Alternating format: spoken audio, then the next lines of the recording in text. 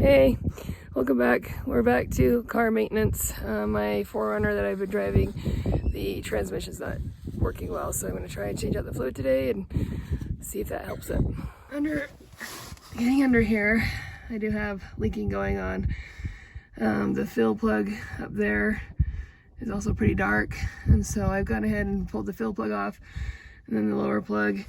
They are both 22 or 24 millimeter. I'm not quite sure, but I was able to use a 5/16 socket to get it off. And as you can see, the fluid's dripping out. It does smell burnt. It is really dark. So I'm gonna go ahead and fill this up with new fluid. Hopefully that'll help me shift. And then it looks like at some point I've got to do some more maintenance on this. There's probably some seals going bad in there. But right now it's incredibly hard to shift, so I've got to get this. Hopefully this will take care of the immediate needs. Okay, I've gone ahead and wipe this plug off. Some resources online, sorry about the hand, I've got to get back under here, say that there's a crush washer for this. Others don't, with the pipe thread on there. I understand it's not necessary for a crush washer, and nobody in town had one in stock anyway, or I would have bought one and just done it. So I'm gonna go ahead and thread this back on, and we'll check the fluid, see how much came out. There should be 2.6 quarts go back into this.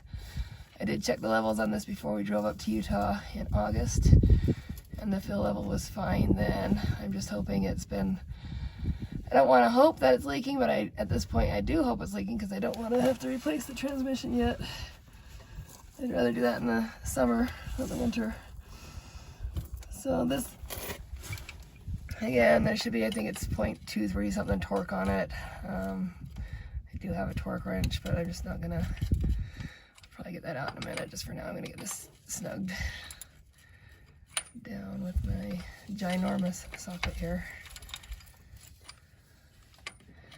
Probably easier just to use the socket right now without the wrench on it, but hey.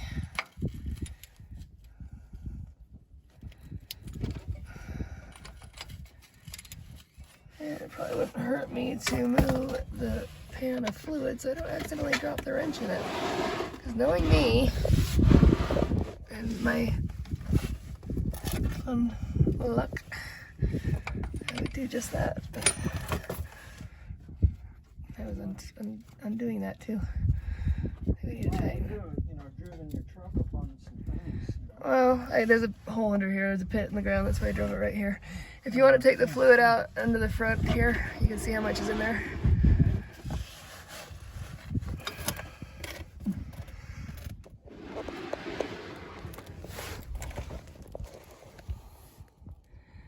Alright, so online everybody's using Redline, GL4.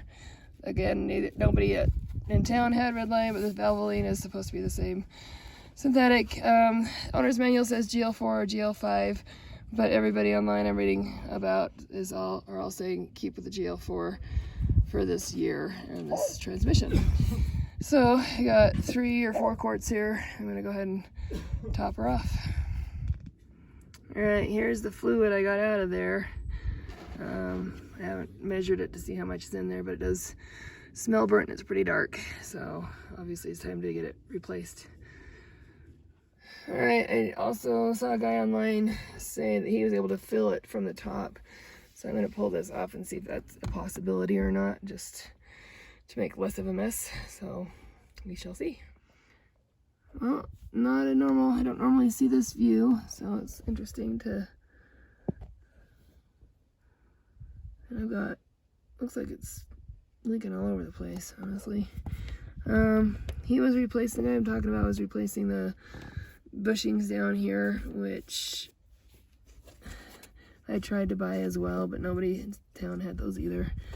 Because I'm not sure if I destroyed them, shifting it really hard for the last week or so.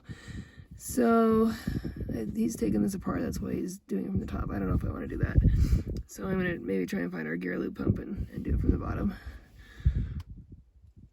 Okay, I got the fluid in there, transmission fluid in, and then Dudley also noticed that my clutch was sitting lower than it should have, and he was pulled it quite a bit up.